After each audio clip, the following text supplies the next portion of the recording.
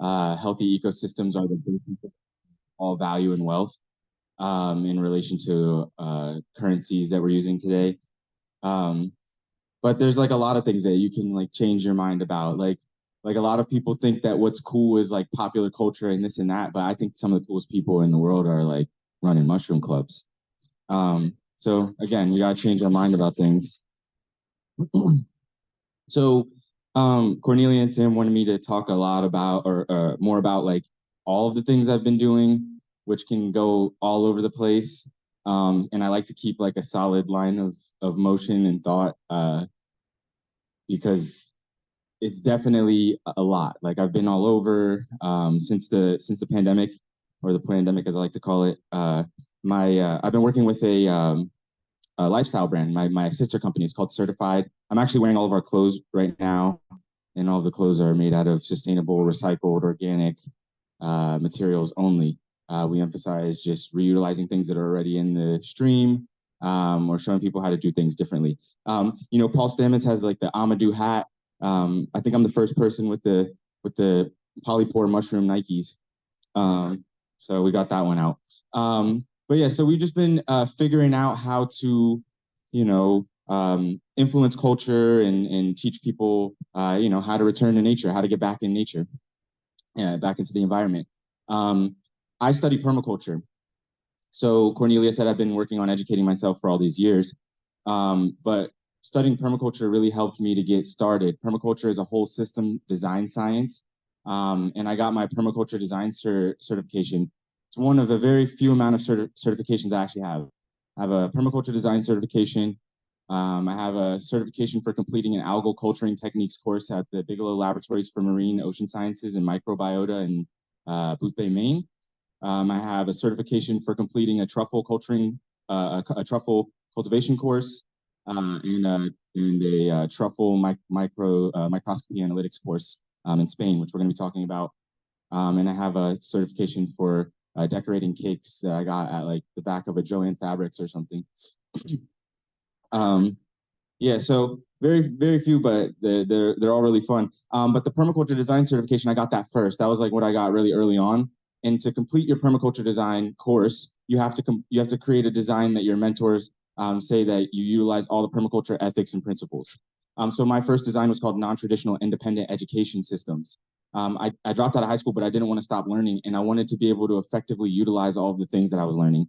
So I created a curriculum for myself based off of the things that I was interested in, and figured out how I can meet with different experts in the field by going to different mushroom clubs or going to different agricultural conferences or going wherever people were offering education that I could get access to.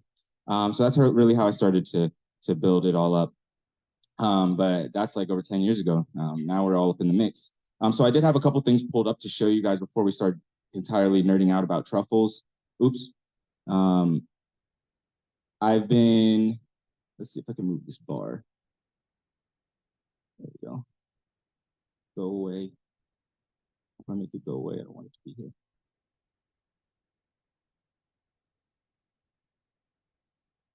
Also, I feel like I just did something. Okay. All right, so I wanted to show this, just a little clip of this. And as I'm gonna mute it so it's not playing loud or anything, but this I feel like is a good little video to kind of touch on what I've been doing since around the pandemic. During the pandemic, I saw a video of a couple scientists in Peru, and they had these like modern DNA sequencing and barcoding devices where they were able to sequence the DNA of rare lizards and snakes in an environment where there's literally construction equipment chopping down the trees and destroying the environment right there. And they're able to do it in real time out in the field. They didn't have to take samples back to the laboratory. I thought it was the coolest thing ever. So I started studying it, and then we couldn't go anywhere. And then the government gave us a stimulus check, and the stimulus was enough to buy a nanopore DNA sequencing device. So I bought one, and I sat in my house because I didn't have anything else to do, and I taught myself how to use it. I taught myself how to do it with the intention of democratizing DNA sequencing. I wanted to be able to go into different spaces that are the most biodiverse, where they have the least access to resources, and show people how they can do DNA sequencing and DNA barcoding in those areas, so that they can discover new species, and even utilize that for creating new conservation sites. TSA is always fun. I travel with all sorts of weird stuff through TSA. I managed to get Cordyceps to Spain last month. That was pretty cool. But this is a really great documentary, or a little documentary that I shot with the company Mudwater, and I recommend you check it out. There's a lot of cool documentaries that we've put out at this point. I'm really into making documentaries. But this one's called The Fungal Fortunes of William Padilla-Brown. Started out as a little talk I used to give called Fungal Fortunes whenever I was just in people's backyard. I had no money, and I made this talk called Fungal Fortunes, and I would tell people about how I was able to go find mushrooms and I could eat mushrooms, and it was enriching my life. And it's crazy. I never thought it would take me that far. So we went to, in this video, we go to Puerto Rico, the homeland of it's my paternal homeland. And we look for rare mushrooms, and we do DNA sequencing in a cabin in the rainforest. So super fun, short documentary. You can check that one out on YouTube. And then this one is, I think I'm offering it for $9.99 right now. But this kind of goes a couple steps further with the DNA work and research there. This one's called Chasing Consciousness, and you can find this on my website, mycosymbiotics.com. And we did this in association with the Entheome Foundation. So the Entheome Foundation is the Entheogen Genome Foundation. They're based out of Mexico, and their goal is to do DNA sequencing on all of the world's entheogenic organisms and make the whole genomes publicly available so that anybody can research them. So they brought me out to Oaxaca, Mexico in November 2022 to set up a field genomics laboratory to do DNA sequencing on the psilocybin species utilized by the Zapotec people in Oaxaca and around San Jose del Pacifico. So we flew from Harrisburg through North Carolina to Oaxaca, or to Mexico City. We connected with a friend there. We had a really cool opportunity to go to the Mexican Senate, and right out front of the Mexican Senate, there is a protest going on, but it's like they're living there. Like they've occupied out front of the Mexican Senate, and they're just like growing very large cannabis plants there and doing what do they call them? There's these like sweat lodges that they make that you go in Mexico. I forget what they call them though. I went in one. Tes Mezcal, yeah, one of those. They're doing those out front and just growing large cannabis plants out there. But anyways, we went to Oaxaca.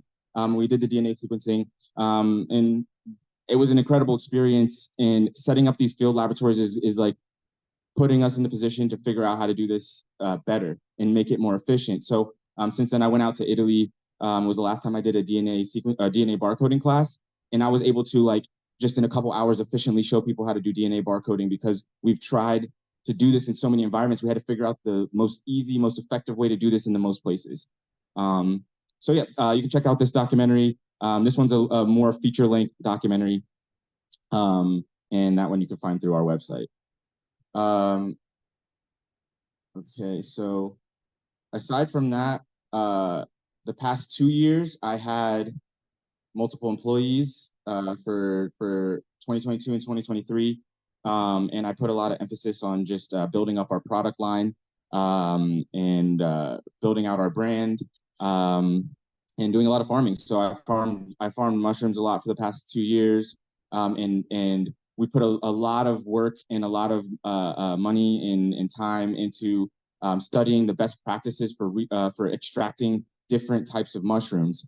Every different mushroom needs a different extraction process. This is one of the things we've been learning over time. Whenever I first started getting into making mushroom products, everybody was making tinctures with the same folk method of pouring alcohol over mushrooms, shaking them up once a week or something like this, and then at a month it's ready to go. Every single mushroom requires something different. Some mushrooms, like Cordyceps, will yield a lot of their bioactive compounds into just fresh water, especially with an ultrasonic assistance. So these are the kinds of things that we've been playing around with, learning. As I had people working for me, we uncovered a lot in the past couple years, doing lots of events, doing Telluride, and also hosting our festival, which I'll talk more about at the end. But I've been hosting a festival the first weekend in August for the past 10 years called MycoFest in central Pennsylvania. So we're celebrating our 10th anniversary this year. And we've just been bringing people out into the forest. Last year, we found 500 unique specimens in 3 days. It's a 3-day festival, Friday, Saturday, and Sunday. And we got DNA sequences for all of them. So really broadening our understanding of what's going on there in Pennsylvania, and just having a really good time. There's music, there's art, there's good food, and there's incredible speakers all day. We bring in speakers from all over to talk about different mushroom topics. So without further ado, I'm gonna get into truffles because that's where my passion is right now, and that's where I would give you guys the best talk.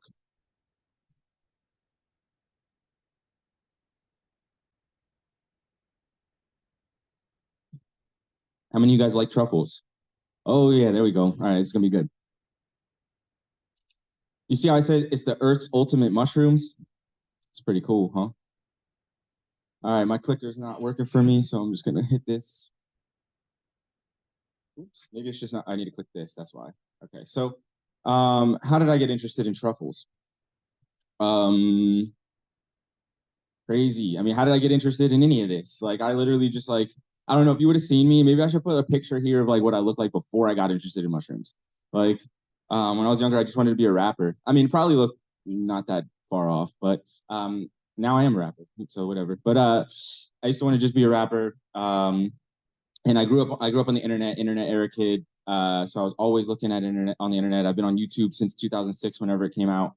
Um, and I was like 18 years old, I think. No, 2014. What? That's 10 years ago. So I was like 19 years old.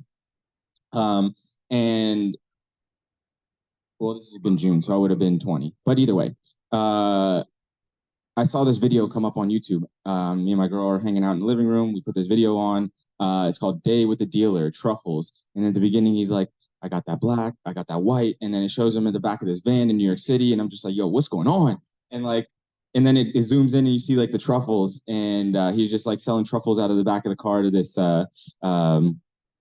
chef.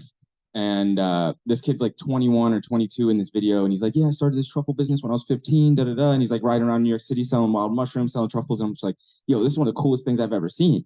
I want to do something like this." Um, so that's really what kind of like piqued my interest in truffles. I hadn't really like thought about them or seen them much before that. So in 2015, so that was 2014. The following year in May, I incorporated my business, Mycosymbiotics. So in 2014, I was studying mushrooms, I was studying permaculture, I was studying rewilding, foraging, all these different things. And I was putting everything that I was interested in on the internet. And of course, mushrooms were getting the best analytics because mushrooms have been trending for a long, long time now. So they were getting the most analytics. And that's what kind of led me into incorporating Mycosymbiotics. So I'm foraging all summer, all fall. I'm figuring out about growing cordyceps. I'm doing my festival in August. And then once the season started dying down around November, I needed something fresh. I needed something to keep me going that I could keep selling. I hadn't figured out my whole business plan at this point yet. Well, now I capture all the energy of foraging mushrooms, farming mushrooms, whatever, all year, and then I make products in the end of the year, sell them, or I make products in spring and then sell them all summer. But we're able to make products and stuff like that now. I didn't have it all figured out back then, so I just needed something that I could actively keep selling. So I started getting truffles in the wintertime because that's when the truffles were coming in. Well, now we get truffles all year, but I started getting truffles in the wintertime. I live in central Pennsylvania right now. I'm actually about to move to Los Angeles, but I've been living in central Pennsylvania for most of my life. And Pennsylvania is like the mushroom capital of the US. There's a lot of mushroom commerce, especially in eastern Pennsylvania. So I started tapping in eastern Pennsylvania pretty early on in my career because I could always bolster the amount of mushrooms that I was producing by going to eastern Pennsylvania and buying more mushrooms. So I could go to farmers market, and then if I sold out, then I could keep selling more mushrooms that I got from larger farms. So as I was over there, I tapped in with some people and started buying truffles. So yeah, it was back then. It was like, I don't know, like 20, this was probably around like 2016, 2017.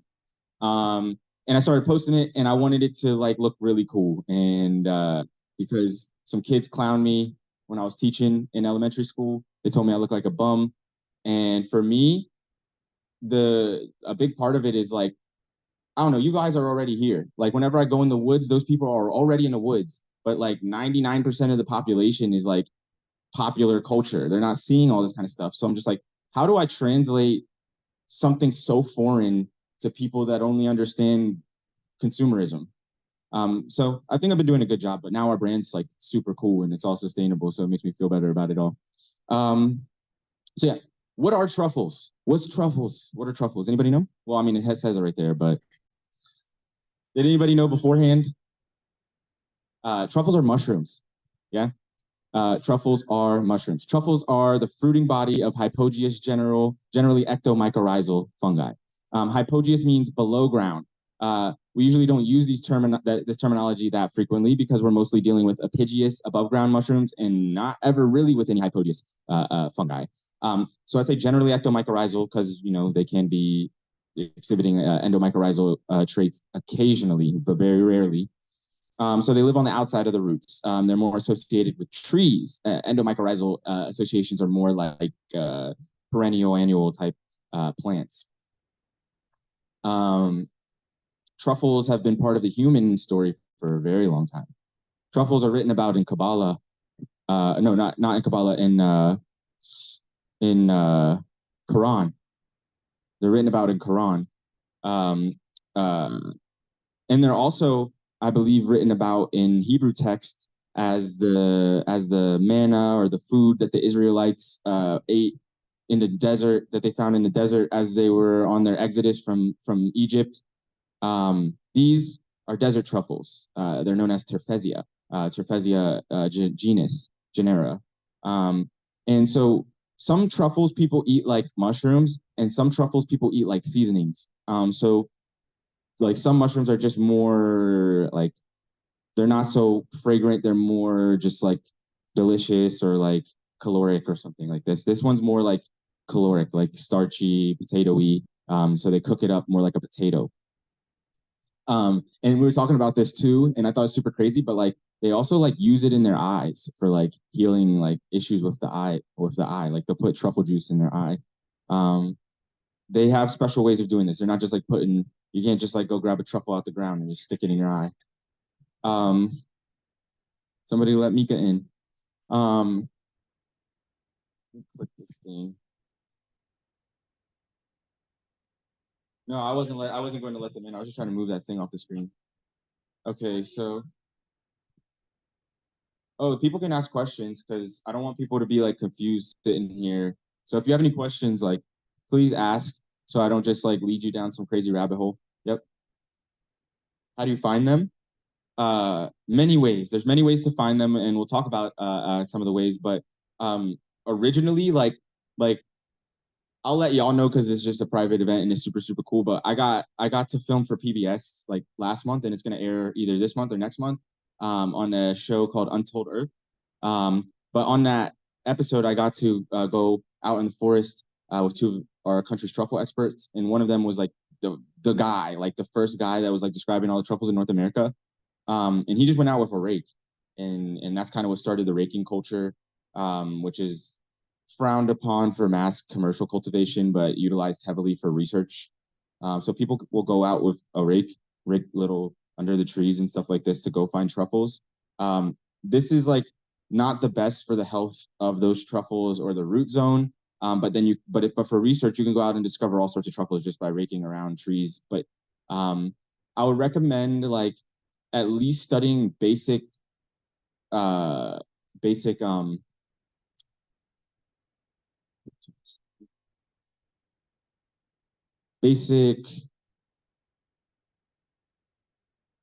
tracking, like animal tracking. Not specifically for animals, but if you know how to track animals, then you can walk into forests and notice where there's truffles.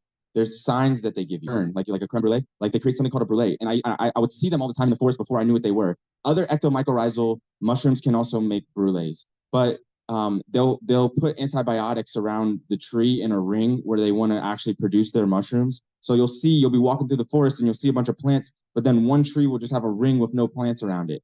That's one sign that there's probably truffles around that tree, or maybe some other ectomycorrhizal. But then if you go around that tree, you'll notice cracks in the soil because the truffle's growing under there. or you might notice a little buff there. So those are a couple ways, but people use dogs now. That's how people find them commercially. And we'll talk more about that. So yeah, truffles used to be epigeous. They used to be above ground mushrooms.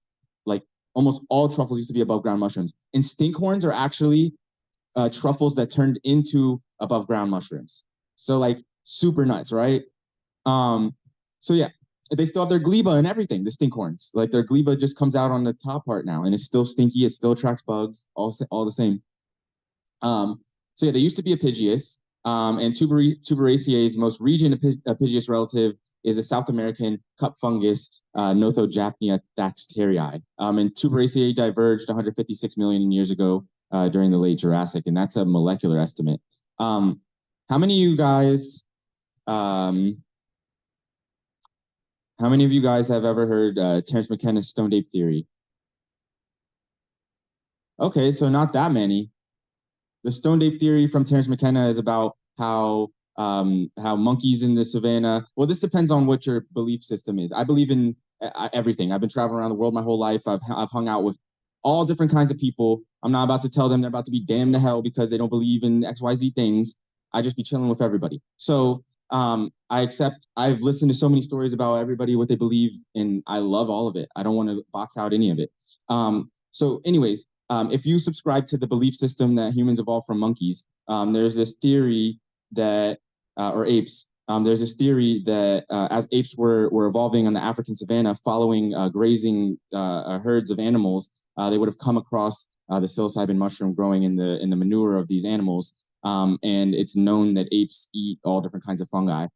So assuming they would have eaten this, and they would have had the neurogenesis effects from these mushrooms, and also the synesthetic effects of these mushrooms, maybe would have led those apes eating those to having more success in the world, and maybe even developing language and developing higher cognitive functions.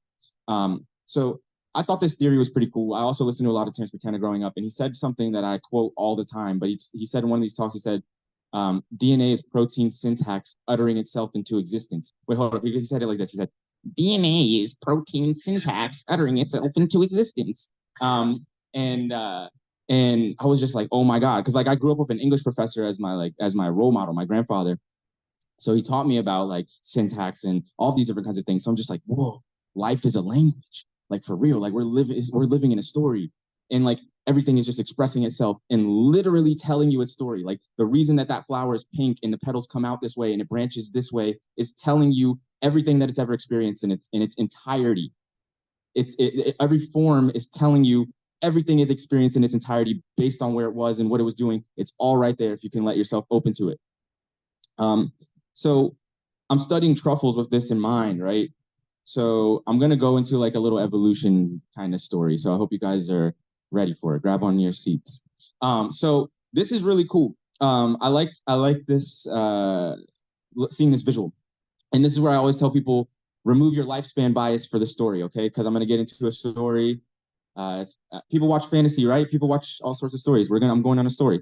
And remove your lifespan bias for it. I say that because a lot of people are like, I'm born in this time, and this is the life that I'm living, and this is my era, and this is what's going on. And they get so caught up in living in the moment that they're living in that they forget that life is a never-ending story, and that everything has been happening and will continue to happen before us, after us, ad infinitum.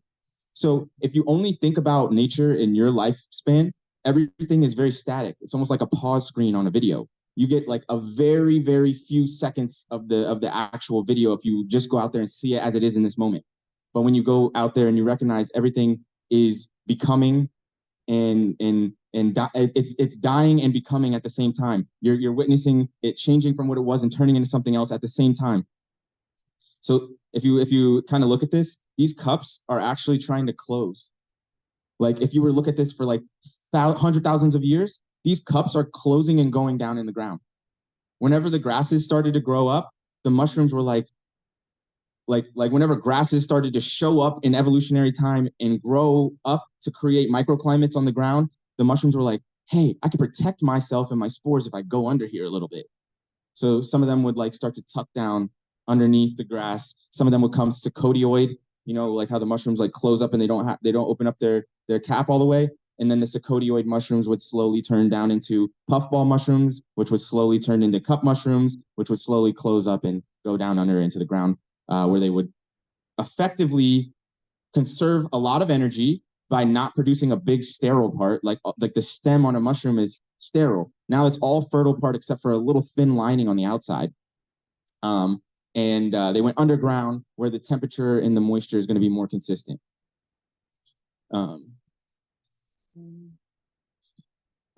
So they have a selection for reduced water loss, as you can see here, closing up and putting all of their fertile parts, which are called the gleba. I love the way that sounds, gleba.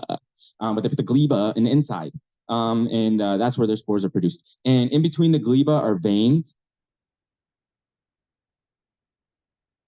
In between the gleba are veins where water and nutrients move in and around the truffles so they can feed their spore parts. And then they also like poop and pee and stuff. Like they release waste out the end of the veins outside of the peridium because they're living in the ground and growing in the ground for like 4 months sometimes before they're ripe. So they're doing a lot down there.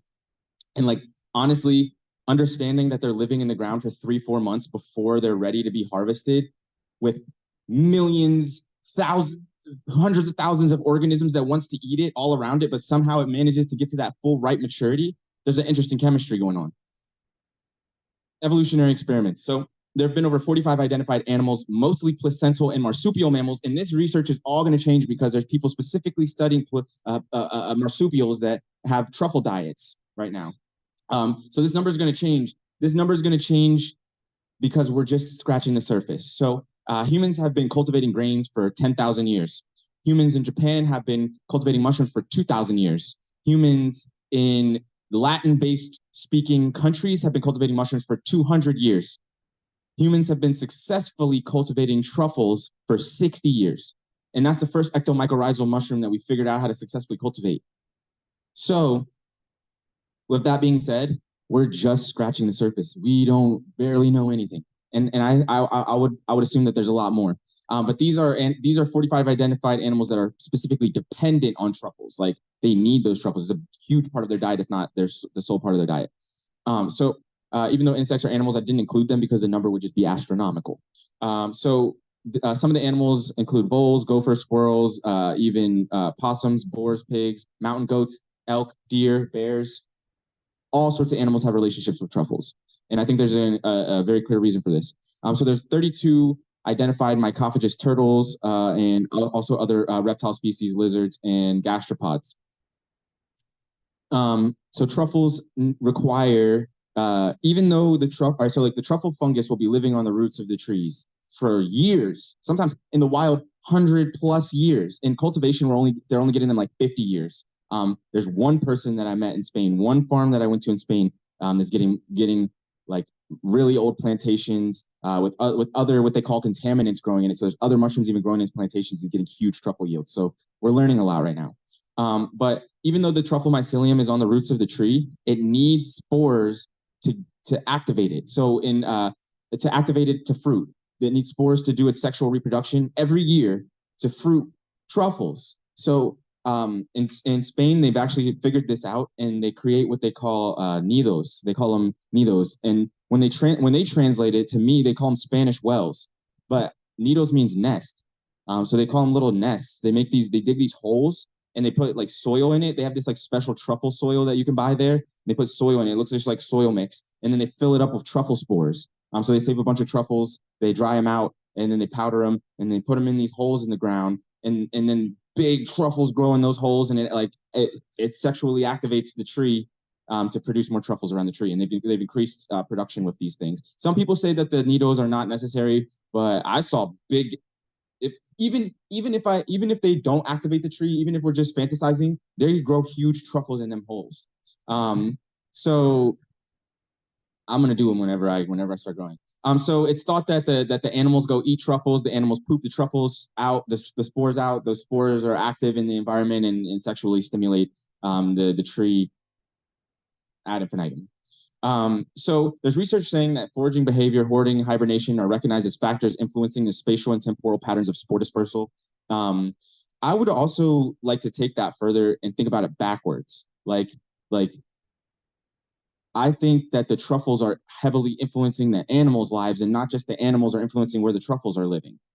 Um, and there's a lot of reasons why I think this. So most large animals came from something tinier. And if we understand evolutionary history, which is like, I mean, we have freaking quantum computers and AI and all this kind of stuff. It's the best time to know things. But if you understand evolutionary history, you understand that most mammals were never larger than this size before 64 million years ago during the KPG or after the KPG extinction event. So 64 million years ago, the rocks from space destroyed the dinosaur population, crashed into the Yucatan Peninsula, which I want to go explore. Like oh man, I could go so far, but like I've got to communicate with different researchers that have done lidar studies over the Yucatan Peninsula and in Guatemala, discovering like incredible highways between Mayan city sites in these areas. I want to like while I still have this active body that I can go explore into jungles, I want to go in there. But now they're building like super trains through the Yucatan Peninsula, so it's going to be way easier to go access these sites. And like back in like 2011 or 2012, there was this kid that was using like Google satellites, and he found an unknown pyramidal site in the Yucatan Peninsula off satellite images. Just like kid free time, just scrolling through satellite images and found a pyramid site. Like there's so much cool stuff to go see out there that I want to see while I can.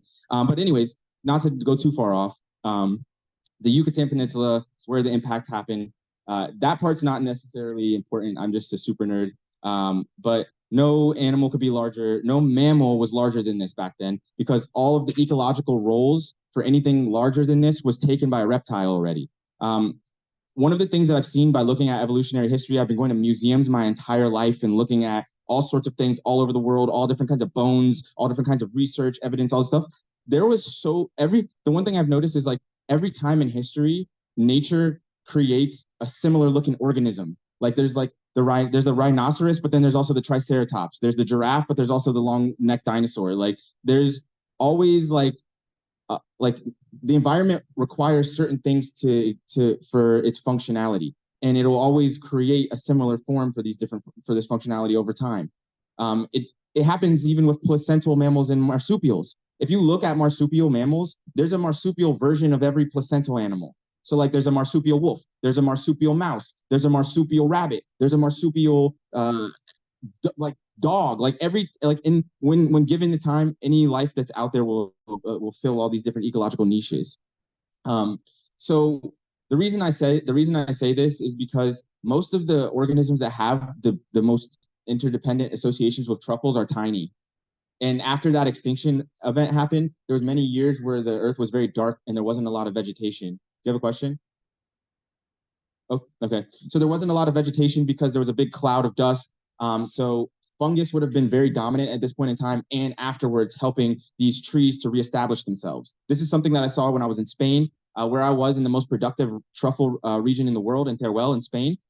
There's less than 0.01% organic matter in the soil. The truffles are very effective at helping the trees to establish themselves and gain nutrients in places where it's hard to get nutrients.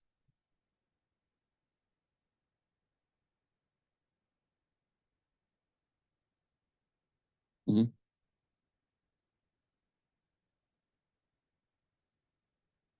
Mm-hmm.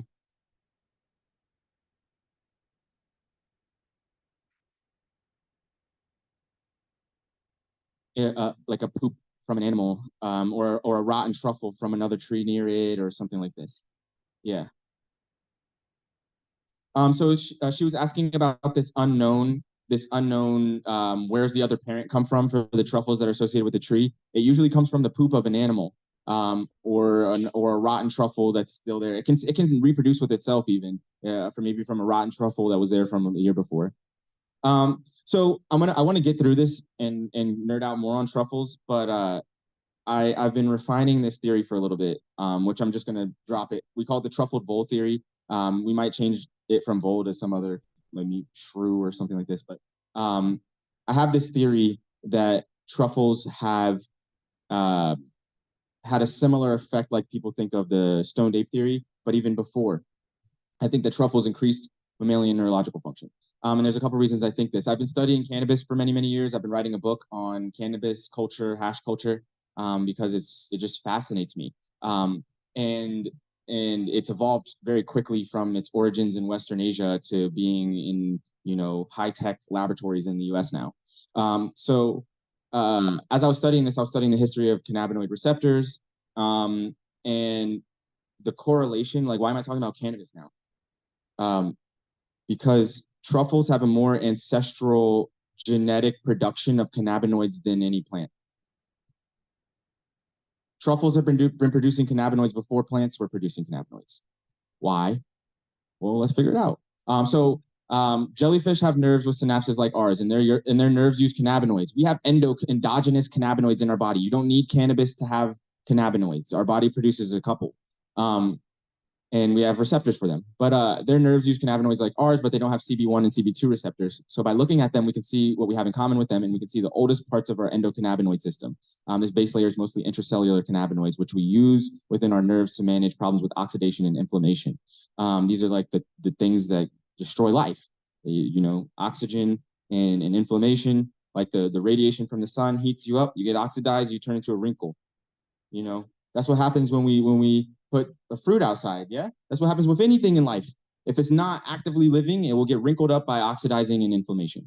So that's the things that we want to avoid. That's why we have sex. That's why we replicate ourselves so that our DNA doesn't get oxidized and destroyed by radiation. It can refresh into the future. So these are like big things for life. And before any organism evolved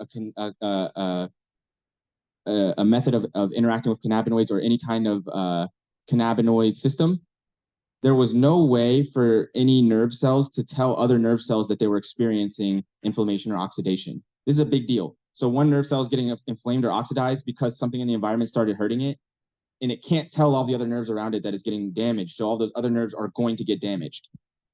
So they developed this cannabinoid system, and all of a sudden they're having a downregulated glutamate response. So one nerve is getting oxidized or inflamed, and it tells every other nerve associated with it, watch out, we're about to get oxidized and inflamed, and it's able to protect those nerves. So for the first time, nervous systems started to evolve because they could create systems and network and branch because they were able to protect themselves. This is important because literally our brain is a big nervous system. So this is very interesting to me. And some of these cannabinoids, like anandamide, which is found in melanistic truffles, black truffles, can induce adult neurogenesis. And there's only like literally one research paper on black truffles having anandamide, but it kind of hints at the fact that they're probably producing anandamide, which is also known as the bliss molecule, as a reward system, a reward mechanism for the animals finding it.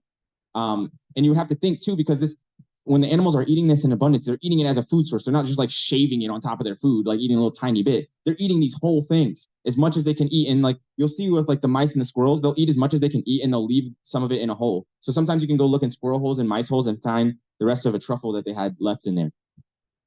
That's how some people find them too. That's how people in the Pacific Northwest started to find some interesting truffles. With that being said, like they eat that and then their brain's activated and they're able to like think more as an adult. So neurogenesis is what happens with children. Children are walking around all day and their nervous system is just like learning everything. Like it's like literally plastic, and everything that they're doing is solidifying networks.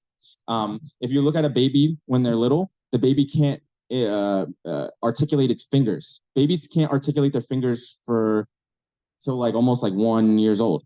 But if they try and move their fingers, their whole hand, at first their whole arm will move, and then eventually they can move their hand, and then eventually they can start to move their fingers. That's real time watching nerves start to activate and develop connections. So you can think about this in a broader sense about how you move in your life. Have you ever seen somebody on a dance floor and it looks like they're trying to like groove, but like they're like not, like they're just like look like they're stiff or something? But then you see people and they're just like vibing out and they're like all fluid and dancing.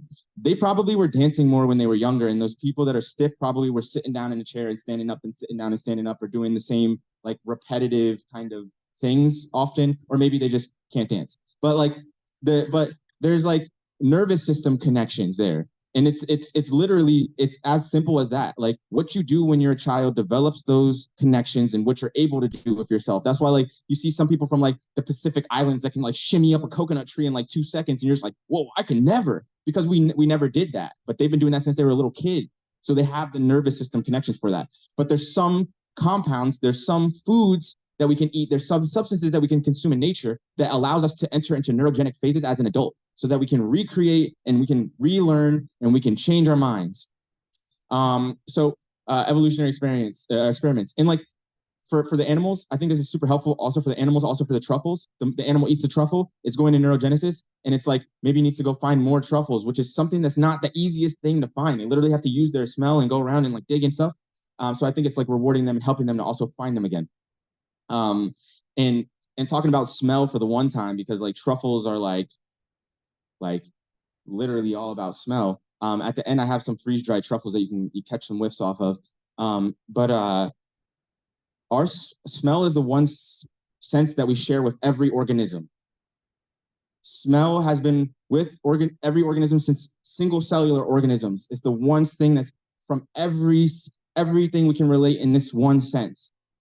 And smell is the only sense that bypasses our logic gates. Or I don't remember what part of the brain, but it goes all the way down. Smell goes straight into our limbic system, and it's one of the reasons why when we smell something, it can trigger memories. It can make you think about so many different things and feel so many different things, because it goes deep. It's been part of us forever. So yeah, this is my little my truffle bowl theory vibe. Ancient mammals getting geeked out on truffles and advancing their little brains. And I think that we can do this still. Where does it come into the modern story, right? It comes in Europe, mostly around, Rome is where we have like the documentation of people eating truffles. Like in Rome, they were definitely eating truffles. And like many things, the Romans learned from the Arabs and the Africans. The Romans learned about the truffles from understanding the Terfezia culture of the Arabs, and started to be able to find them in their areas, because Romans were also consuming desert truffles. They were consuming Terfezia, but they started to find the truffles in their land from following these pig habits. So people had their pigs, they're farming their pigs, and like certain month of the year comes around, around like October, and these pigs just start going buck wild around the oak trees. So you see these big oak trees in this forest, and so people got curious and wondered what the pigs were getting after, and found the truffles and fell in love with them. For pigs, truffles actually induce a sexual response. There's some aromatic compounds in truffles that are similar to pig pheromones, and also pheromones of many other mammals. Truffles definitely induce different mating habits, and a lot of people like them because they have aphrodisiac qualities. It's important to understand also, like historically, people that were consuming truffles were not shaving them on their food. They were actually eating the whole thing, even the aromatic ones. Like they would cook them in food, they would eat them like a food. I tell people that right now, like only rich people have access to like nature. Like you have to be able to afford to not be working to be able to go really spend time in nature. And then if you want to eat food that's not like tainted by the industrial system, like organic food, it's more expensive. So like access to actually having a natural experience is like very, very expensive right now. And that's got to change. But before, people had way more access. They didn't have to just shave it. Like, because now truffles are so expensive that people literally can only just shave it on their food. Like, not many people can eat enough to get high off a truffle. Like, because that's what those people in these high courts with these fancy dinners, they were eating them and they were having a good old time. But it's lighting up their brains. It's creating, this neurogenesis. Yep.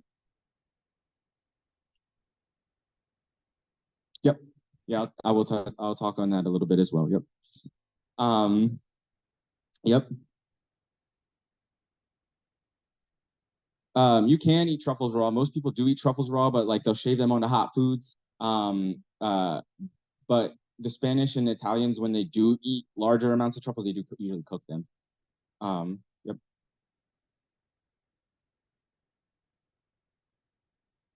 Yeah, yeah. The pigs like to eat the truffles more than the dogs. Yeah. The dogs do, some dogs really like to eat the truffles too, but they like this. Some dogs like their treats more or like getting praises more. Like if you like cheer them on, they like really like that. And like some of the older truffle foragers, they are missing fingers. That generation is kind of like dying off. But like they would fight with the pig, trying to get the truffle from the pig, and the pig would bite their finger off and eat it. Um, yep. My permaculture teacher, she was like Islamic or Muslim, I can't remember, but she was like, you don't eat pigs, pigs eat people. That's what she always told me. I was just like, what are you talking about? Hey, that was the first time I ever heard about it, like for real. Besides like people saying about all the mafia stuff, I don't. We gotta get in there. But so uh, cultivation. How did this start? Joseph Talon. There's like a statue of this guy out in Italy. So it started in Italy with this gentleman who, at the beginning of the 19th century, started planting acorns around productive truffle trees on his property. So there's a couple things I've noticed. I really like this show called Japanology. If anybody hasn't seen it, check it out. There's really cool mushroom episode. But in the mushroom episode, they talk about how I think it's in Iwaizumi prefecture. They used to get tons and tons of matsutake harvest, and then their matsutake went down after industrialization, and they didn't know why. So they hired like the best mycologists in the whole country to come out and like help them to increase their matsutake production. And he went out in the forest and he said, "Okay, so before the world wars and before industrialization, everybody in this area used to go out into the forest and cut down the broadleaf trees to make charcoal to for the powering their homes. But after industrialization, everybody switched to alternative forms of power and they stopped cutting down the broadleaf trees. Now the broadleaf trees have overgrown the pine trees and the matsutake grow on the pine trees. So if you want the matsutake to come back, you have to start cutting back these trees and you need to remove all of the broadleaf leaf litter from the ground and let it just be the pine needles so the soil changes back to the to being hospitable for the matsutake. So they did this and the matsutake harvest just skyrocketed back up. When you look at European history, the same thing happened with truffles because before the world wars, the amounts of truffles that were being harvested was literally hundreds of tons more from the wild because people were managing the wild. People were living in the villages and managing the wild ecosystems outside of the villages. After the world wars, all the kids started moving into the cities, and there's so many abandoned villages in Europe right now. That's why you see like, oh, like Italy has like the $1 homes or the blah blah blah, because they need people to live in these villages. They're literally crumbling into rocks. Same thing in Spain. Like you'll see like castles and like whole villages with nobody living in it except like one person that's trying to like renovate stuff there. Like it's super crazy. And like, I mean, you can see the effects of like thousands of years of agriculture out there. Like you can see the old Roman aqueducts that have been like upgraded by the Arabs, and like there's no organic matter in the soil. They literally ate it all and did monoculture until it all washed away. It already happened over there. And at least it's not all the way a desert yet. But in those areas before people changed their lifestyle habits, the environment started to produce massive amounts of truffles. I think when humans start to reach some kind of like homeostasis with their ecosystem, with their environment, where they're doing the human thing, but they're also balancing the forest and they're hunting, and but not too much, but like maintaining some kind of balance, then nature will give you the ultimate mushrooms. Nature will give you the matsutake. Nature will give you the truffles. So this is what a truffle nursery looks like. The melanosporum, which is the most cultivated truffle right now, like the most cultivated truffle production in the whole world is tuber melanosporum, which is the Perigord truffle. The French popularized the Perigord truffle. Honestly, right now, most of the Spanish truffles are being bought by France and sold as French Perigord truffles.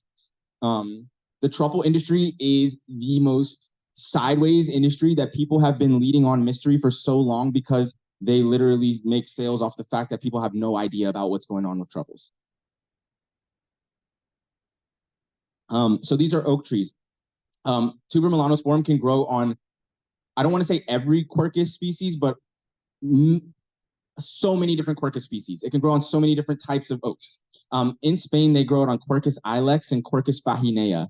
Quercus ilex is the holly oak. It doesn't drop its leaves in the wintertime. They're experimenting with faginea because it does drop its leaves and it's less susceptible. So that's why they're working with the ilex mostly. So these are what the nurseries look like. Uh-oh, my hotspot I think failed. Do you want to run some techniques here? Yeah, my hotspot failed. I think my phone maybe is dead. Yep.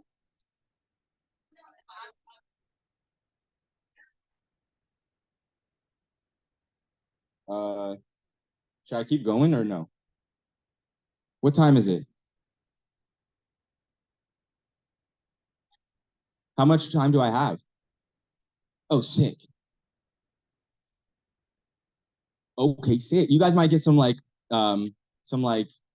never before seen footage and stuff like that because I might have some time at the end. Um, I all right.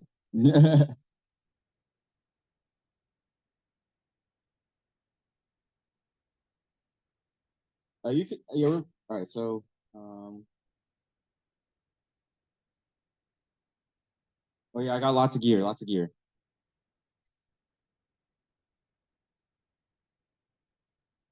But you can always check us out at mycosymbiotix.com. All right, we Gucci, Bing Blau.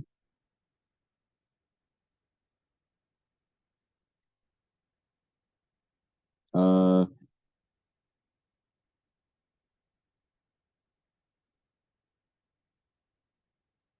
come on. Yeah, I don't know what's going on.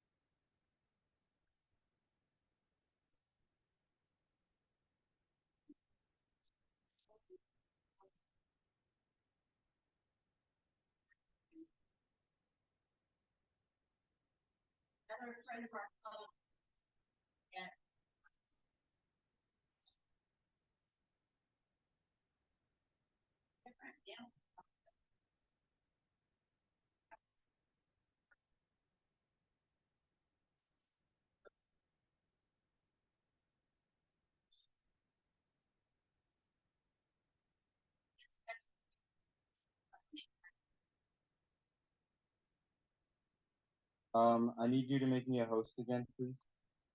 Oh, thank you.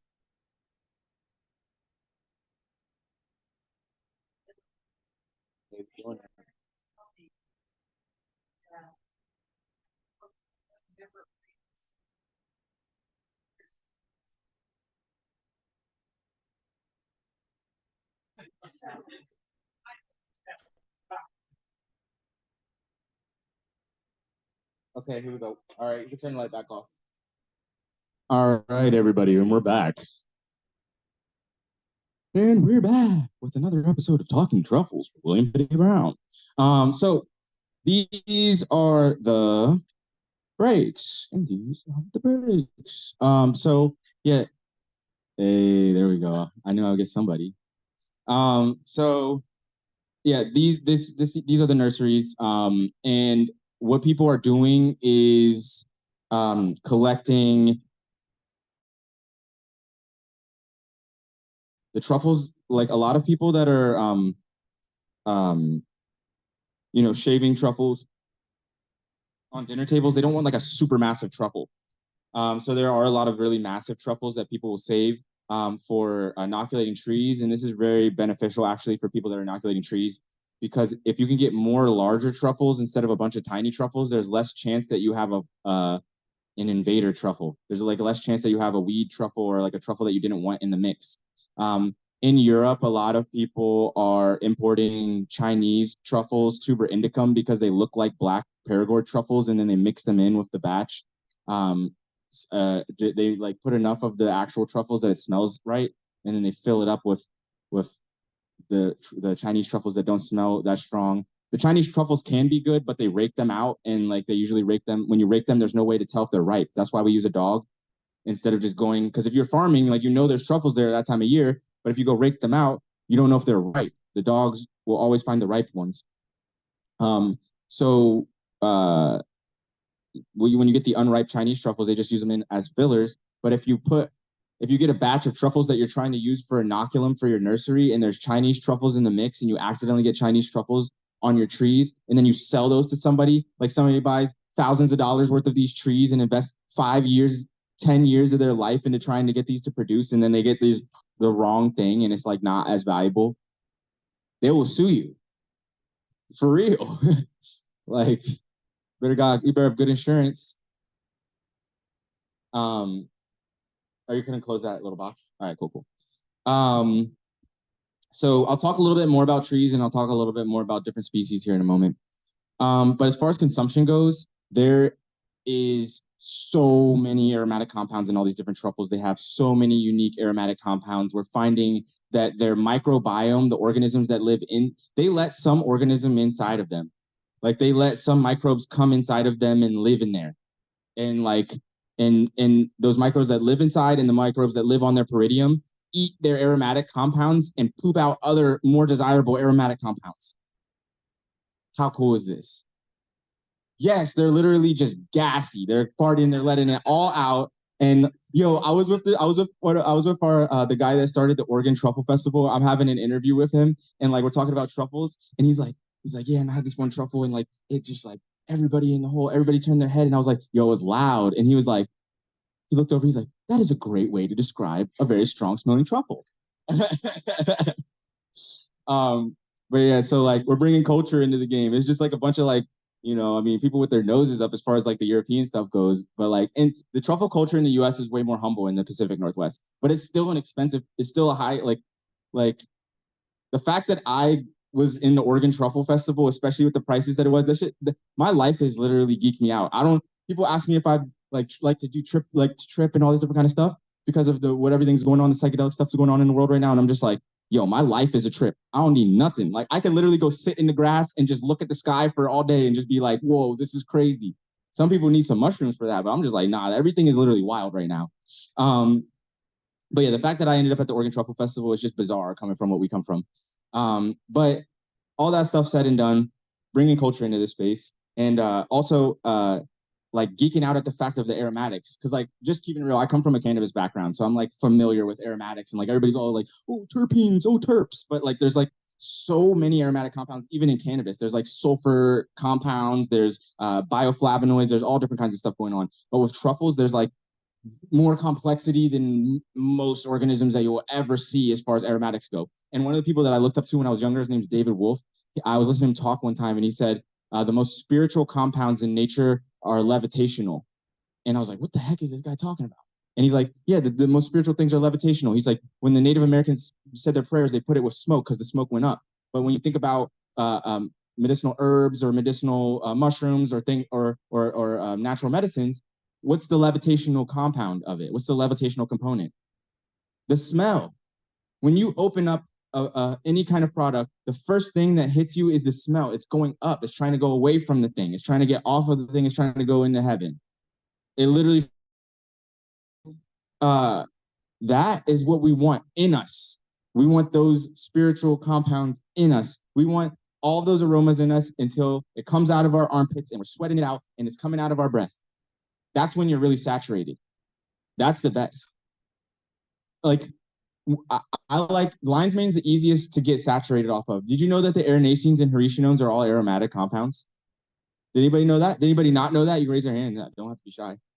All right, so like everybody's that's making lion's mane products, I would say 9 out of 10 people making lion's mane products puts their lion's mane in a dehydrator, and then has anybody put lion's mane in a dehydrator before?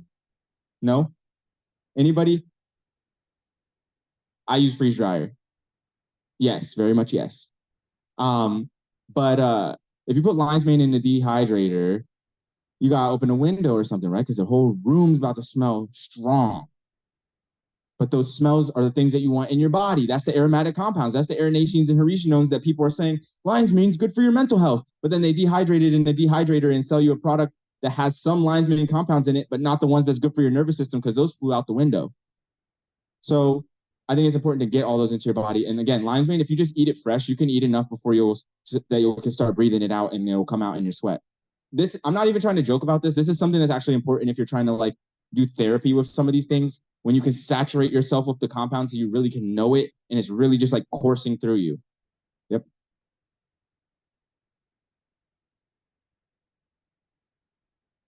Fresh or dry? Fresh is the best. Fresh lion's mane is the best. You can smell it. It's like it has like a unique like sweet umami and slightly fishy kind of smell going on. and it like gets richer sometimes if you can cure it. So like that's another thing I have so much commentary on this fast-paced culture because I feel like it's like destroying the things that actually means to be alive. Like we're supposed to take our time with things. And like one of the things that we're not taking time with is preserving the things that we harvest. Everybody's like, quick freeze dry, quick dehydrate. But I learned this with cannabis. You do not put your cannabis in the dehydrator. It will make a terrible product. It will remove all the smell. It will be harsh to interact with. But why do we do this to our mushrooms? We could be slow drying them with a proper environment and curing it so that it can lock in those aromatic compounds.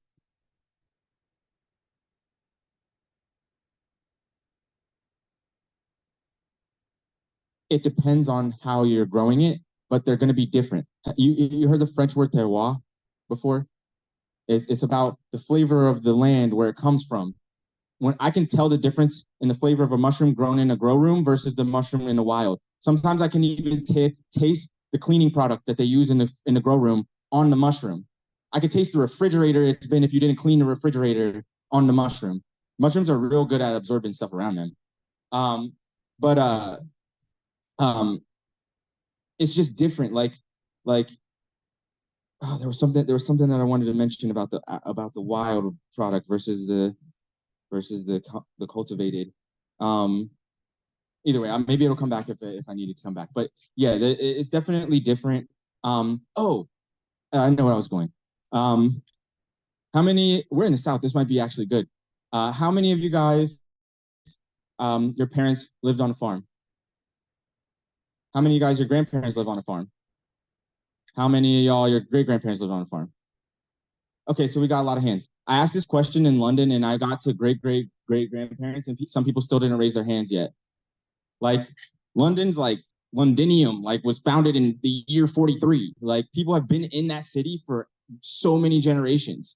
And you can tell a genetic line of a person that's been in a city for a long time. I'm a biologist. I just look at life this way. Some people get mad at me when I start talking about human genetics because there's crazy shit happening in the whatever. I just want to speak as I speak.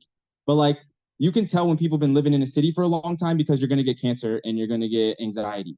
It will happen to you. If you look at the Weston A. Price stuff, the indigenous people that didn't get on the Western diet, their teeth are all straight. And as soon as they have one generation into the Western diet, their teeth gets fucked up. And your teeth, sorry, excuse my language, but your teeth are the biggest sign of your health. And so there's a lot of things when you start controlling the entire environment around you. Remember I was saying like DNA is an expression, DNA is a language.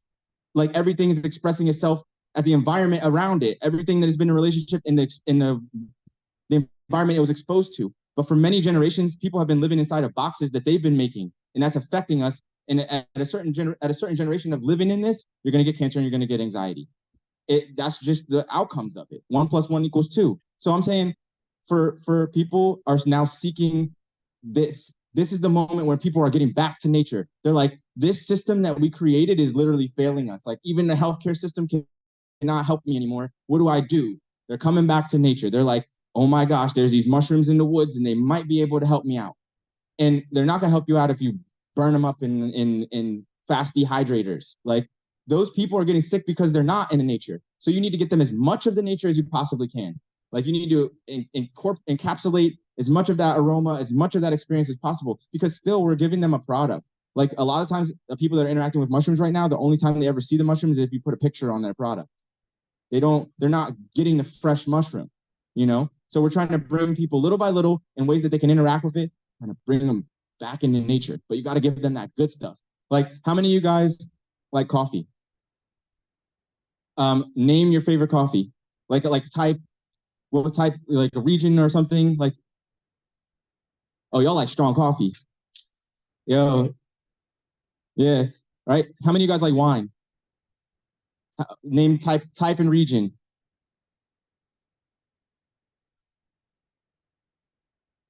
How many of y'all like truffles? What's your type preference and region preference? Right? But like, this is the thing. Like, we're still getting there with a lot of this stuff. Like, we don't even know the nuances enough to like diversify in this way. So this is where again we come back in with the appellation of origin, the terroir, all these different kinds of things. There's a lot to explore here. So before I start going off on other tangents, Return to nature. That's really the end goal, the end message there. So consumption. I went on such a big rant about aromatics because I think aromatics are super nerdy and awesome, and I could go on forever and ever because I've been figuring out how to extract aromatic compounds from these organisms and preserve them hermetically with the best vessels that I could find. Which right now we're using. I only have one bottle left with it, but we're using Myron glass from the Netherlands. I think it's the best vessel for preserving all of the natural compounds. There's this organization called the Trichome Research Institute that tested hash, and hash is a really great organic product if you're thinking about aromatics because you want to preserve the aromatics in it. And they did a test on all these different jars, on all these different brands of glass jars and different types of containers for which one preserved the quality of these compounds the longest. And they would test it every month. They would take a little bit out and test it and do an analytical test on it to see how much of the compounds were lost over time, because the aromatic compounds will just evaporate and find their way out. But the Myron glass preserves the compounds the longest amount of time. So as far as consumption goes, we want to capture aromatics, and luckily aromas capture into fat really, really well. So we can put these truffles into closed quarters with fats and get the aromas to absorb into them. So we have butter here, we have chocolate here. If you put straight cacao butter, it would even hit a little bit harder. Cashews, I literally just put a paper towel so the truffles weren't just sitting on the cashews, then they just get charged up. And it will last in there way longer than the truffle will last. The truffle body will be like literally deteriorating, but these cashews 2 years later will still have truffle smell in them. And it changes over time. So these are just the ways that I'm not just like doing this just for the infusion. This is how I store my truffles whenever I have any truffles in my house. I'm going to put them with something so I can make the most of it. Yep.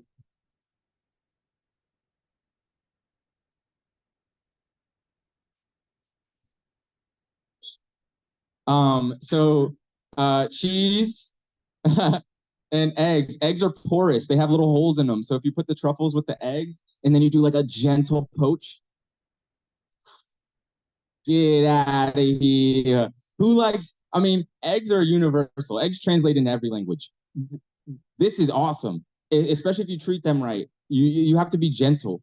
I'm such a big proponent of slowing down, slow down culture. Put your foot in the ground, pump the brakes. Everybody, we as a mass society all around the world. I'm telling this to everybody around the world. I've been traveling all around the world, talking to people literally for like 10 years. But I'm telling everybody, I'm like, yo, pump the brakes. Pump the brakes. We're all on Earth together with each other right now. This is our Earth right now. It's our opportunity to change this trajectory. We got to pump the brakes. Slow down. People used to sit down with their tea and have like a whole setup, and every tea would go for this amount of time with this water for this temperature, and you would have this experience, and you'd be sitting out and just like, this tea makes me feel like this, and maybe you write a poem about it. And like now everybody's just like, oh, got to take the tea, got to go here, got to go there, got to drive my car 70 miles an hour down the street and blah blah blah, like so quick, and it makes nature look like it's not moving. But you got to really go out there until the fairies come out again. You got to really slow yourself down, because I'm telling you, like when we're living in this high speed life and we're so focused, it puts our consciousness in a specific way. Space and time are correlated, especially if you live in cities. Cities are time condensers. When you're driving around in the country, you can go a further distance faster. But the closer you get to the city, it takes you a longer time to go the same amount of distance, but there's more things you can do in that same amount of space. You can get a lot more things done. Time and space are correlated. Einstein talks about this. The more things that are going on in an area, the faster it seems like time is going. I noticed this when I was a little kid. I would sit and I would look at the clock at school and I'll be like, why is it going so slow right now? But when I'm playing with my friends, it goes faster. And me as a little kid, I'm like, this has to be in my own head. This has to be a psychological thing. Maybe if I'm like a monk or something, I could control it. That's what I would think when I was a little kid. So like, I'm just like, I mean, it's true to a certain extent. It is psychological, but it's about your environment. There's only so much you can do. If you go live in the mountains for weeks, months, and then you come down to the city, it will look different. It will look like everybody's like that's why people in the mountains think that people in the cities like a certain way, and people in the city think that people in the mountains all slow, and it's all about time. But I'm saying we gotta slow down, because when we slow down, then we can do really, really cool things and really figure out like how to make new foods, like how to express what the nature is telling us. Like all these amazing dishes that we love from all these different cultures, it's a compilation of what the nature was expressing in that moment. It's like what elements were out in the springtime that they had to make this different dish with, like at that moment in their place. And that's what we need to do here. Instead of having a KFC on every exit, and you can go get the Bojangles, and you can go get the Applebee's everywhere in the whole U.S. Well, not Bojangles, but like you can go get the Applebee's, the Red Robin, or whatever. It's the same thing. People aren't expressing their regionality as much. You know what I mean? All right, so when it comes to truffles, Europe has dominated. The European truffles have dominated the market with their seductiveness. Everybody wants the high class, expensive truffles, so much so that people started cultivating European truffles in North America before they even knew that we had North American varieties. Crazy, huh?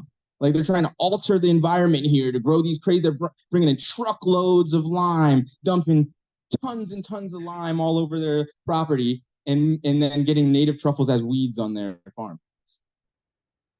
So it's very interesting. But this one is the most cultivated truffle in the world. This is Tuber melanosporum.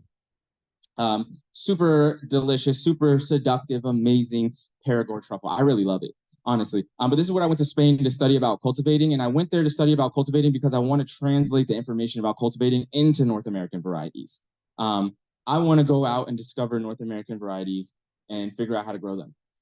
So I want to know as much about everything I can learn about truffles right now.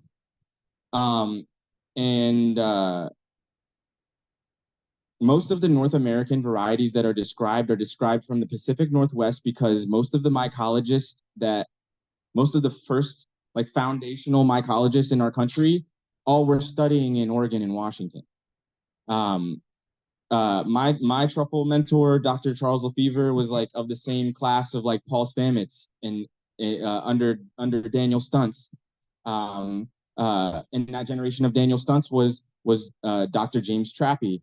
Dr. James Trappy was one of the guys that I got to go out and meet last month. But Dr. James Trappy has found more truffles and named more truffles. I honestly don't know anybody that has as many research papers out as this guy does. But he told me, he said, for my graduate's thesis, I covered the phenomenon of mycorrhiza. I said, what? I'm only about to be 30. So like for me, I'm just like the phenomenon of mycorrhiza. Like I've been known about mycorrhiza since I known about mycelium. Like, but I know that's not the same for older generations. Like they literally figured out about mycorrhiza, like, and it was a phenomenon in the 50s. And like for the first time, humans are like, mushrooms and trees are associated. What? Like for me, it's like foundational knowledge. But again, I say humans have been cultivating grains for 10,000 years. We're just figuring out mushrooms right now. We're just getting the baby steps of this. Our kids are going to be the ones that figure out all the next stuff to do. That's why I say freeze everything. If you can get cultures, if somebody's maintaining cultures in the mushroom club, invest in getting them a -80 freezer so they can start freezing everything that you find. Seriously, if you guys are going out and doing these forays, somebody should be preserving these cultures and freezing them.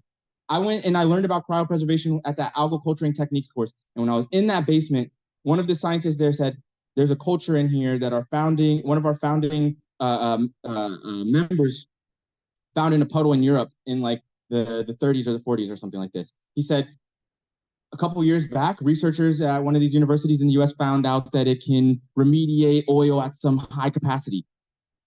This organism doesn't exist in the wild anymore. It only exists in our freezer. Into the future right now, how many of you guys have seen housing developments where there used to be forest? Did you know everything that was there before they built the housing development?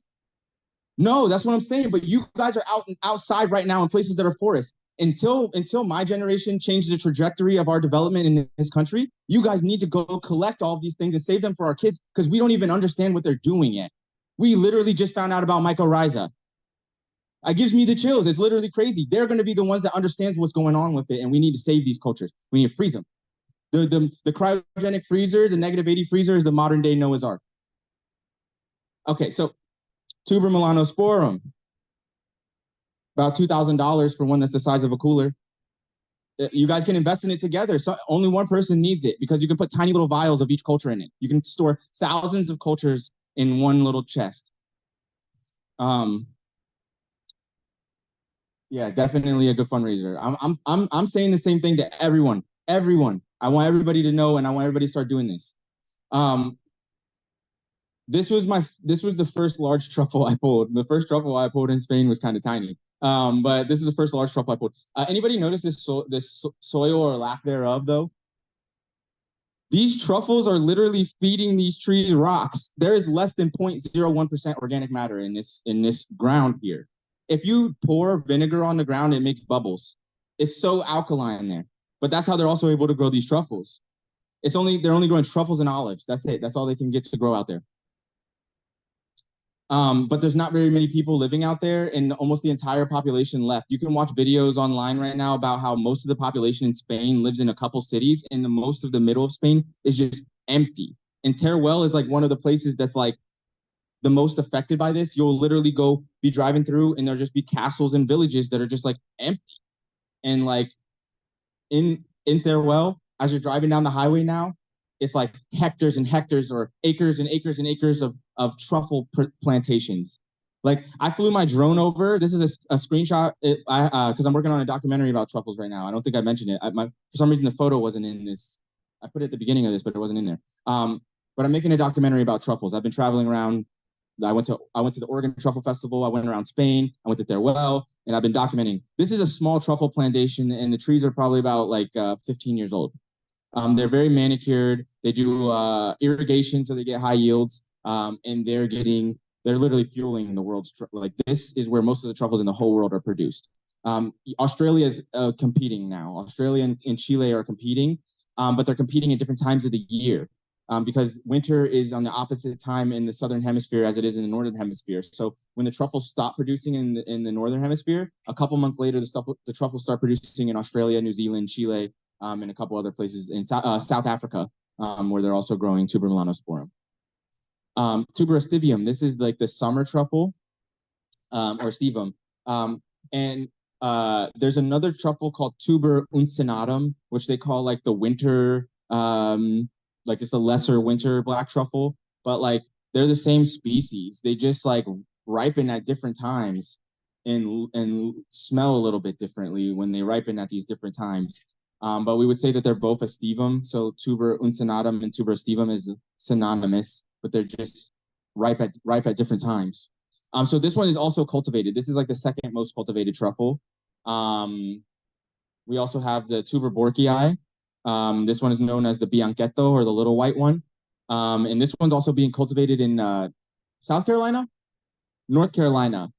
There's an African scientist here that had a dream about how to cultivate these and then started the first plantation in North Carolina. Straight up fire. Like, so cool. But like people in Europe like have like the craziest like, oh no, nobody wants a Tuber borkii. Like borkii are low-class truffles. Nobody wants this. I don't know why Americans are doing these things. Only people want Perigord truffles and Alba truffles. Only Perigord and Alba. Like it's so like uppity about this truffle culture. And like when I went out there talking about like growing American truffles, they're like, North American truffles. Like, oh, good luck. Like nobody's gonna want this. Like, come on now. When they did the Oregon Truffle Festival, they did blind taste tests on European truffles and Oregon truffles. 9 times out of 10 people wanted the Oregon truffles. We're dealing with a product that has to get shipped, and it literally is losing value every day. By the 10th or by like between the 10th and 15th day, you better freeze them things, liquid nitrogen, freeze dry something, because they're not about to be worth anything anymore besides for spores. Tuber magnatum. This one is exclusively a wild product right now. I think like these go on auction every year. People find like a really big one, and they've auctioned for upwards of 6 figures. And they get it sent to like different royalty, sheiks, kings, queens, all these different kinds of things. Yep. Oh, okay. Good question. None of these are exclusively Spanish. These are all European truffles. They're found in Spain, Italy, Greece, Hungary. Oh, there's one I need to put in here. This honey truffle that grows on American locust on this river in Hungary, and their scientists are using it to find a sugar alternative from it because it's sweet. It's so crazy. I'm trying to be like, those are American locust trees out there. Is there anywhere in the US that those truffles grow? It has to be. We're just not looking yet. I swear, truffles just started trending, and I saw more truffle posts this winter than I ever saw people just like, oh, what's this I found? And like, I swear, like when I first got into cordyceps, the year after I posted my book, then everybody's posting cordyceps online. And I'm just like, is this because I posted the book, or is it just because it's a really good year for cordyceps, or is just people just starting to go outside? I think it's a combination of all those things. It's going crazy. Yep. These varieties are cultivated in America, but they're not native here. And there's one called tuber brumale that's like very low quality as far as culinary. It's edible, but like only like real truffle heads eat those. Most people don't like it at all. They don't want it at all. And the oak trees prefer tuber brumale over tuber melanosporum. So if it gets in the mix, it's going to jump on them. And somebody imported tuber brumale on accident into the U.S. So we already have brumale contaminations in the U.S. And like, I don't know if we're going to be able to get rid of those things. Like trying to grow a truffle plantation. Like if you want to grow truffles on your land, all you have is a forest. I'm sorry, if you're trying to grow truffles and you bought a plot of land that's been a farm for a really, really long time, you're in the right place. You want land that doesn't have ectomycorrhiza in the soil. Even if you went and cut down all the trees and pulled out all the stumps and tried to start growing truffles, which is already, that's a lot of energy. Like there's going to be so much ectomycorrhiza in there for years to come. So you're going to want to plant it in a place that was already like a farm that had endomycorrhizas in it. So yeah, these are all European. This is European, and this is European, and this is an exclusively wild product. So this is the most expensive truffle. It's one of the most expensive wild products in the world. I don't even sell these or deal with these because most of my clientele is not in a position to afford them. But yeah, so I don't mess with these that much, but they do smell like super, super strong. A lot of people say they're their favorite truffles, but again, I just like, I have no business dealing with these. Just keeping it real. I'll let those be for who they are for, but they're not for me. Maybe I'll enjoy them every now and then as like some fancy something if somebody hands it to me. Leucangium carthusianum. A lot of really tasty truffles are Morchellaceae. Oh, did I mention that every type of mushroom that's above ground has a truffle below ground version of it? Isn't that crazy? All right, so there's this thing. A lot of like sea creatures have this like tendency of evolving into a crab shape. I forget what it's called, like carcination or something like that. But yeah, like there's been evidence of many multiple lines of evolution where it turns into a crab shape underwater. Like for some reason, things in the ocean like to turn into crabs. But for some reason on top of land, every mushroom is trying to turn into a truffle. That's my conclusion at this point because there's truffle varieties of everything. But so Morchellaceae, there's a lot of really delicious truffle morels. And this is one of them. Leucangium carthusianum smells like pineapples and cherries. It smells like pineapples and cherries. I like to infuse this. Oh, you can if your cream is in a cardboard carton, that you can put the truffles next to it, and the smell will go through the cardboard carton. Even those Tetra Paks, the smell can go through the Tetra Pak. So if you have like cream or milk, you can get the smell to infuse into it, and then you can whip it. And if you whip it, then you can taste the smell more. Does it make sense? All right, cool. So this one makes the best coconut whipped cream ever. This is when I was finding them with my friend Sunny and her dog Stella. This is a Legato Romagnolo. Legato Romagnolo are the only breed of dogs that specifically bred out for finding truffles. They're like already over 100 years bred into finding truffles. Like these dogs automatically are looking for truffles. Like they have been smelling truffles specifically. That's what they do. Like there's dogs that go and hunts the duck. There's dogs that are bloodhounds that knows how to smell stuff. The other things, but like or hound dogs that like that they bred to be an alarm system whenever somebody comes up or whatever. This dog is specifically a truffle dog, and it's bred out of a duck hunting dog line. Italy. Yeah. I met a woman in Spain that got this French line of retrievers that she's breeding. She's intending to breed a new line of truffle dogs into the future. But this right now is the only one. You can use almost any dog to hunt truffles. A Chihuahua won like 2 years ago the previous Joriad was won by a Chihuahua. It's all about like how many truffles they find. It doesn't matter how big or small, but this little Chihuahua found more truffles than any other. Some people in Europe, they have a lap dog, and then they have multiple dogs that they have for work in the field, and they'll have their lap dog as like a pointer dog. They'll just be walking around with it, and it'll point where the truffles are, and like they'll have the bigger dogs that are just running around that has more longevity because the little dogs can't run all day finding the truffles. They'll get tired too quickly.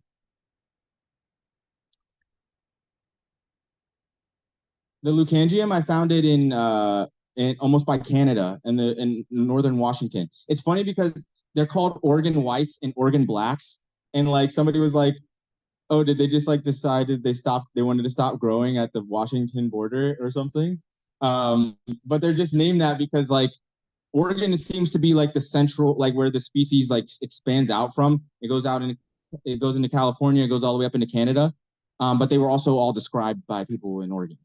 But yeah, this is tuber oregonense and tuber gibosum, which are two white. Well, this isn't gibosum. This is oregonense. But tuber oregonense and tuber gibosum are both referred to as Oregon white truffles, and these straight smell like Sharpies and like solvents. Like it smells like gasoline, like petrol, like diesel-y, like super like crazy funk.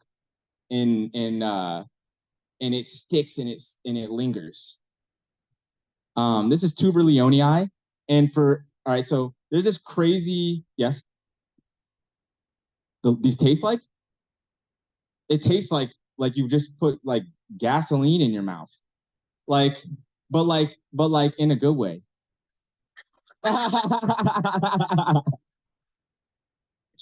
Yeah, I don't know a better way to explain it than that. Like it's definitely like a full-on sensory experience. Um, I like this one a lot, and like a lot of people like this one a lot. Like when I was at the Oregon Truffle Festival, they infused them into like walnuts or something like that, and they made granola. Like there was like white truffle infused granola, crazy, in on the breakfast. And then they did a white truffle infused ice cream. Like, come on, that show's crazy. I'm sorry, excuse my language. I'm just vibing. Um, so yeah, these are crazy, and these smell like fruity, but the taste is not like sweet and fruity. Like this is something that you have to play with how you like make your little concoction, you know. Okay, so the type specimen of tuber leonii was submitted as a ball of mush. So now, for whatever reason, all across the U.S., we have these truffles that associate with hickory. Pecans are hickory. Yeah. So everybody calls them just pecan truffles. But do you know how many hickories there are in the whole U.S.? This tuber leonii has a distribution from Canada all the way into northern South America. But there's different species, but for some reason, scientists can't classify them differently because of the type specimen submission. So there's like tuber leonii 003, tuber leonii 64135. Like there's like so many different species. I'm calling them different species. There's so many different species of tuber leonii, but we're having a hard time naming them for some reason. I don't know. We need to get past this whole situation, but like now we're all locked into this Linnaean thingamajigger with Latin and Greek. But this is just one type of pecan truffle. They're finding new ones all the time. Somebody found one in Brazil. Somebody just found one in Brazil last month of a tuber leonii. And tuber leonii represents one of the largest diversity of edible truffles. Like they're all awesome to eat. Like nobody's finding tuber leonii that they don't want to eat. So this one I think is going to be one of the bigger markets in the U.S. for like cultivation and distribution. Imea gigantea. So there's like one company in Asheville that's selling these right now. Y'all have these. They have a distribution of the Appalachian range from Georgia all the way up into New York. I think maybe up in Maine they don't have these. But this is known as the Blue Ridge truffle, not to be confused with the Appalachian truffle or the Michigan truffle, which is tuber canuliculatum. Canuliculatum. But yeah, Imea gigantea, super cool. I think this one may have potential for cultivation. And again, there's one company that is selling this out of North Carolina. I can't remember the guy that was foraging it for a long time in Asheville, Like I would hear rumors of it when I lived in Asheville. Like there's a guy finding truffles in the woods, and he only sells them to like this one couple little restaurants in Asheville. But then they did like a New York Times piece or something like that, like a couple years ago, and he's like, "It's the time that we need to tell the world about this thing that we have here." So now the cat's out of the bag, but y'all got these also. I have no idea. You can look it up on Google right now. Yep.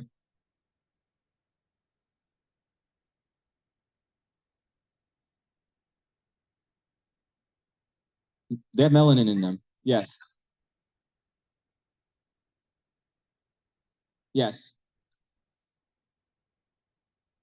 Yes. Yes, they have melanin in them. I wonder what they're doing with it. Um, uh, there's melanistic truffles growing in the inside of nuclear reactors in Chernobyl, and they're using the melanin to do like what plants do with chlorophyll for photosynthesizing solar radiation.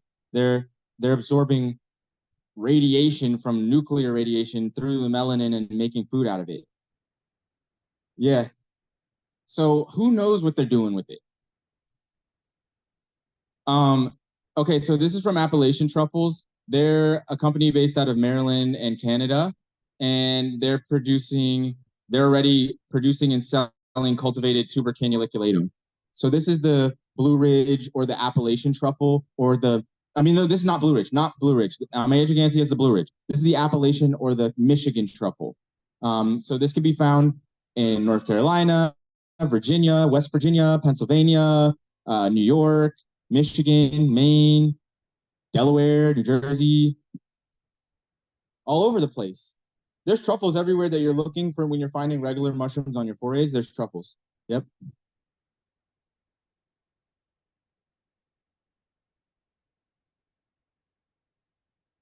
You know, in the patterns that I'm seeing is like a lot of the culinarily valuable truffles grow on nut trees, like nut producing trees like acorns, hickories. I could imagine that there was truffles associated with the chestnut. Like the chestnut was a pillar of life. Like I look at trees of pillars as pillars of life that I love to eat their microbiomes. Like like the truffle is the microbiome of the tree. Like the squirrel is the microbiome of the tree. The insects that associate the jays that associate with the oak, they're all the microbiome of the tree. And when we look at ourselves, I mean, there's some people that like to classify everything and they're like, oh, you know, you're a human being, but in your armpit you have these organisms, and on your eyelash you have this organisms, and in your gut you have these organisms. But the way I see it, that's all me. All of that is me. Honestly, I don't really see a separation of anything, like to be completely honest. But um uh my truffle teacher told me if I think that the truffle is separate from the tree, then I already am thinking in the wrong line of thought. It's like thinking that my liver is a different thing than me.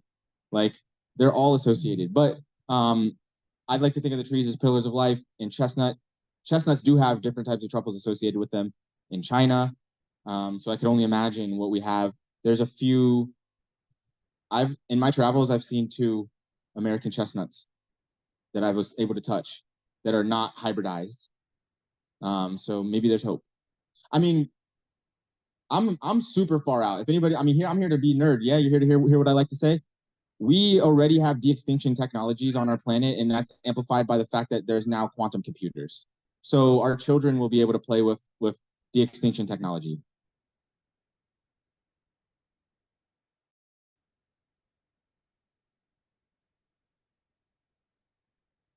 Okay, so I have two more slides and I'll wrap it up.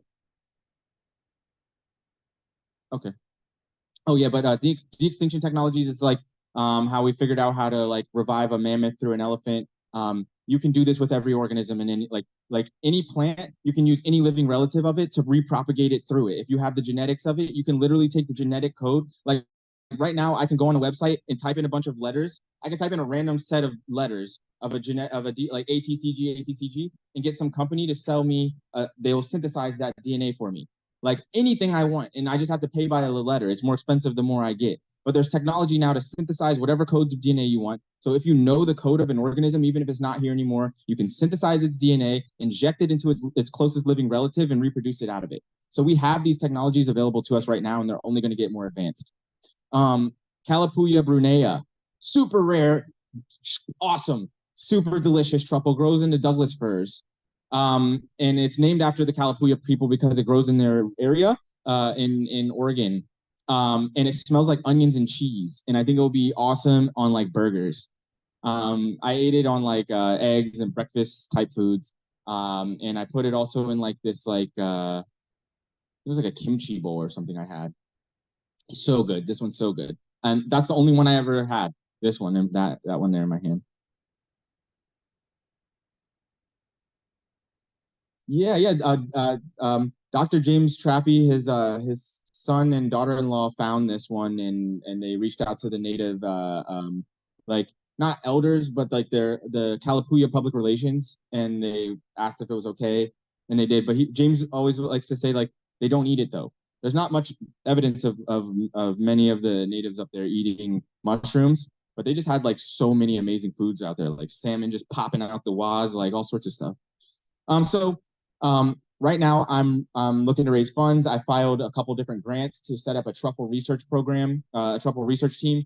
I want to get a tiny dog I could take on airplanes and buy a van and also buy a robot dog so that I can attach an electronic nose and also have other scanning devices on it, one of the Boston Robotic ones, so that when we get to a new site, I can send the robot one off to do a larger scan of the area while me and the organic dog do other stuff in the forest. And then the robot dog will come back and I can take the data and put it into analytical instruments in my van that will tell me this is the soil pH, these are the different organisms that we have in this area by doing metagenomics on the soil samples, the water samples, the air samples that the little robot dog goes and collects. And then with the other dog, I can go find different truffle samples. So that's what I put that all into my budget, and I want to go discover as many truffles as I can in North America, describe them, do the analytics, and then figure out about cultivating them. I mean, all this stuff is just DNA stuff is just showing you about how crazy and easy. Like this is a laboratory. This is a molecular laboratory. It's using microfluidics, which is honestly super, super cool. Electrowetting and microfluidics. If you're a super nerd, you would love to look at this. It's literally like use it like you can move around little water droplets. You can move around liquid droplets. So you can put in all the different things that you need to do a DNA reaction in there, and then press a button and it'll mix this one with this one. And instead of you having to do a bunch of pipetting and stuff like this, it literally just mixes everything together and it does PCR in there, and then it gives you a little droplet that you're ready to go put into a DNA sequencer. Super, super cool. It's called a Voltrax, but there's an open source one by Gowdy Labs called OpenDrop.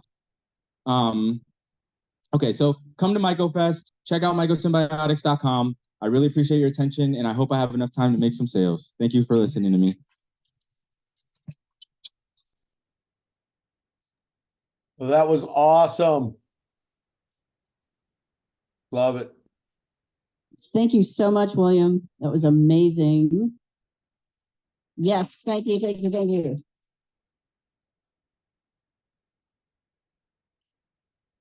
Yes.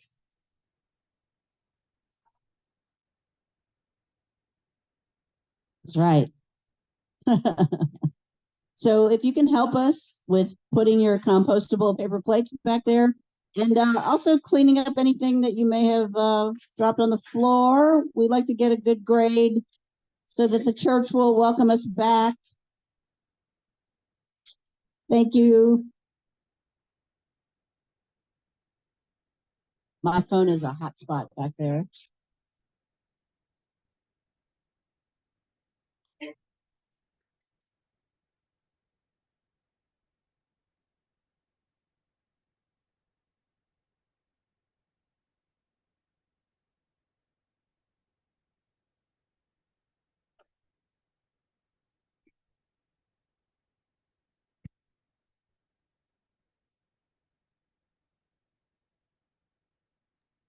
Is that it for us online?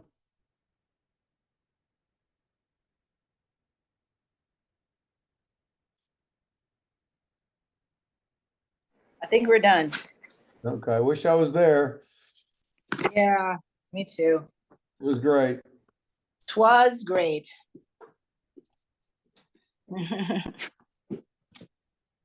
Cool. All right, see you later. All right, guys. See ya.